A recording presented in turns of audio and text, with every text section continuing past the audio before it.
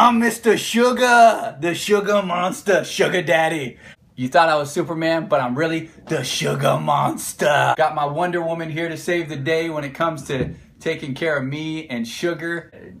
I have to come clean was what I used to do, and I used to pound some bottles of OJ and turn up on some cranberry juice and raspberry. That was just kind of the lifestyle I used to live. But now that I really kind of understand what it is to take all those juices and throw them down, the benefits of them and what they really do for your nutritional value, had to kind of cut them down, cut them out of my life a little bit. All right, so sugar tastes good, but that's the only benefit to sugar. Literally, the only one. It tastes good. All right, so we both have a history of really being addicted to sugar and loving sugar. I think everybody does. I know for me, in high school, I used to have chocolate chip pancakes every single morning for breakfast. So although sugar tastes good, there's about 150 different reasons, probably more than that, of why you shouldn't be eating sugar. The one thing that we want to cover, are you serious? You just said it, you're talking about sugar tasting good, babe. I'm Sugar. Oh. It's pretty much what you want to do. So sugar is extremely addictive, and that's what we need to understand. It is 8 times more powerful than cocaine. That's crazy.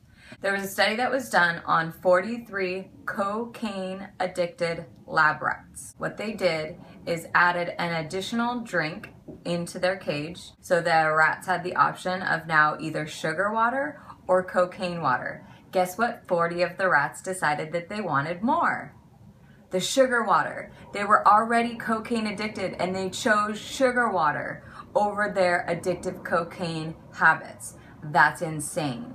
Give sugar the credit that it's due. It's a drug. It sends off the exact same signals in your brain. You gotta give me props. You gotta give me props. Yeah, it's powerful. So what we want to do is realize how powerful that it is, because guess what? Addicts love other addicts. And what does our whole life revolve around? Food. And not just healthy food. No. That's the veggie tray that gets left and nobody eats, right? It's everything else. There's sugar in everything because, let's be real, it tastes good and we all want it. So we center everything around sugar. So needless to say, that's just the tip of the iceberg when it comes to what the issue is. So in the brain, you're sending off the same signals that a drug does. And so the body literally craves sugar.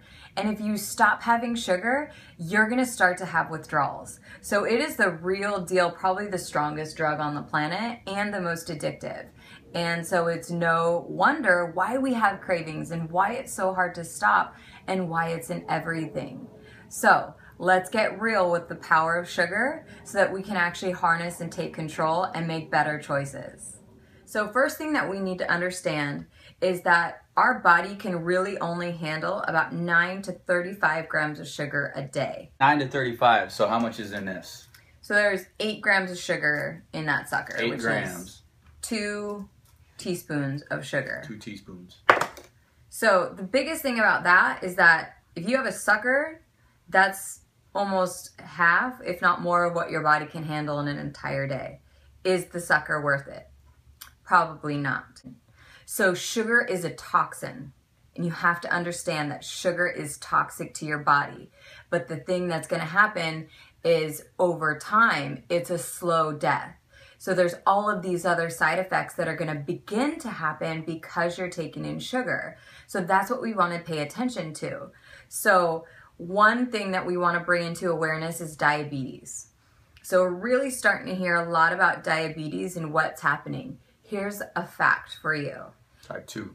Type 2 diabetes used to be called adult onset diabetes. The name had to be changed from adult onset diabetes to type 2 diabetes. Children started to be diagnosed with type 2 diabetes, and it started happening younger and younger. So in 1980s, there were 0 cases of childhood diabetes. There was another study that was done in 2010 that showed almost 70,000 children were diagnosed with type 2 diabetes in 1 year. I'm sure it's progressively increased from there since it's been 5 years since that study, but that's a big deal. Diabetes takes about an average of 13 years off of your life. But the best thing about it is that you can change that. If you've been diagnosed or you're pre-diabetic, that means your body is starting to show signs of diabetes. You can make a difference. It's a metabolic syndrome, and that's just one of them. So we're going to take you through what happens in the body. So your brain starts to send off signals and says, all right, we've got sugar coming into the body. So as the food comes into your system, the liver's job is to process sugar. We're not going to get super complicated about the whole digestive process, but what we're going to understand is the liver processes sugar. All right? The liver has over 500 functions that we know of, and this is where sugar gets broken down. This is the liver. All right? Now there's signals in your body that say, hey, this is where all of these different things need to go. We're going to call this the manager of your body. That's it. So we know that 9 to 35 grams of sugar can be managed by the body in a day. So if you're taking orange juice first thing in the morning, then that sugar is literally dumping into your liver, and there's no slowing it down, because when you eat an orange, there's fiber in the orange. It slows down the absorption rate, and your body can handle processing the fructose, which is sugar from fruit. So the liver is now on overload because you've just dumped orange juice into it, or soda, or whatever it is. So this guy loves sugar, but I don't give it to him because it makes him crazy. Yeah. No. Okay. All right, so once the liver maxes out on sugar intake, the manager has to come into play again. The manager starts to say, liver, pick up the process. There's more sugar coming. And the liver says, no, ain't going down. I can't handle any more sugar. So then the manager goes, all right, pancreas, it's your turn. All right, so we've got the pancreas now that's going to start helping this overload of sugar that's coming into the system. What is the pancreas's main job? To release insulin. So insulin stores fat.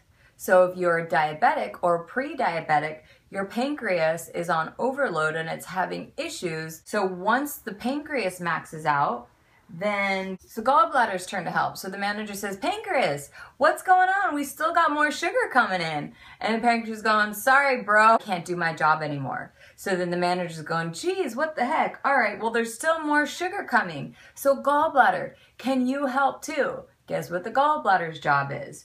Release insulin, release, release. So the body is on overdrive trying to process the amount of sugar that you're intaking, okay? Once these have maxed out, where do you think the sugar is gonna go? It's gonna go into your bloodstream. So as the sugar starts to go into your bloodstream, it is now fat. Once you have a fat cell, you have that fat cell forever. It doesn't go away. Now it can get bigger and it can get smaller, but if you have them, any excess of intake is going to put more fat into those cells. All right, now we